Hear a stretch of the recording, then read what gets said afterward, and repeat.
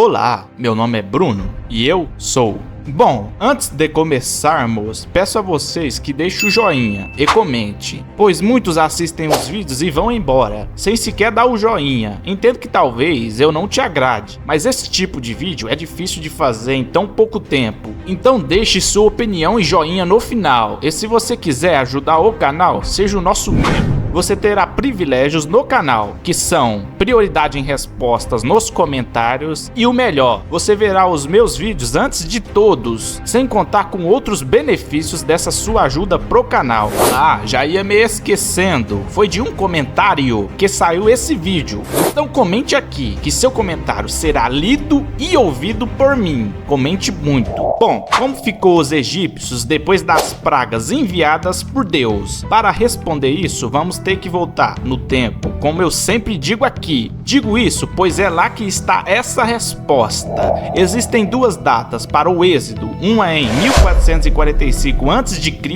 e a outra em 1290 a.C.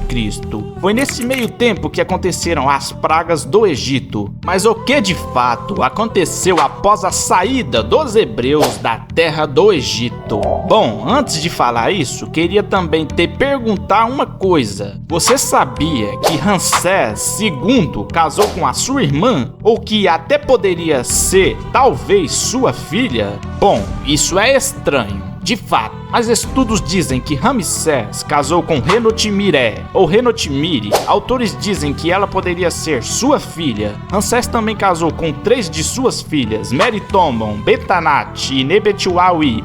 Estranho é a palavra mais gentil que eu posso dizer sobre isso. Bom, agora chega de enrolação. Bora saber como ficou o Egito após Ramsés ter libertado os hebreus. Continuando, os egípcios eram bastante ricos e poderosos, isso todo mundo sabe. Tanto que os egípcios deram aos hebreus ouro, joias, roupas finas e tesouros antes de sua partida do Egito. Sem contar que Ramsés foi o faraó que deixou mais monumentos em seu nome na história do Egito. Isso tudo que eu disse é para que você entenda que os egípcios tinham bastante recursos para voltar à vida normal de antes. Sem contar que nessa época e após a morte de Ramsés com 90 anos, tinham guerras e essas guerras tinham que ter recursos para serem ganhas. Tanto que seu filho Merneptah ou Meremptah, que sucedeu ele, derrotou os líbios e os povos do mar na região ocidental do delta do Nilo. Um outro fato que demonstra que os egípcios aparentemente estavam abundantes é que o faraó Merneptah realizou um ato de generosidade com os hititas, antigos inimigos do Egito, dando-lhes cereais durante uma época de fome motivada por mudanças climáticas. Talvez esse ato até seja por conta pelo que passaram com as pragas que vieram ao Egito. Lembrando que isso já é minha opinião. Continuando, Merneptah também era um grande líder e queria estender seu domínio pelo Oriente Médio e Mediterrâneo.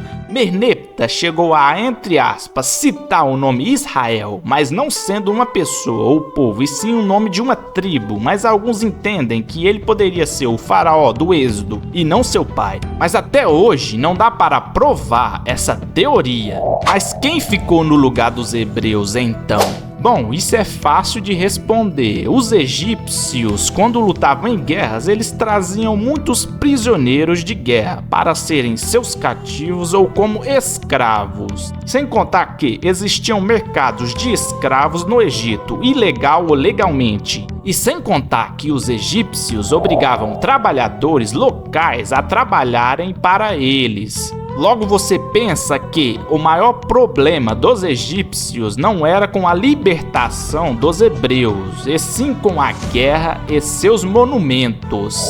Antes de eu dar meu resumo, queria também acrescentar que na época de Ramsés II, o Egito conseguiu manter o seu domínio sobre Canaã e Sinai até o final do século XIX de reis egípcios.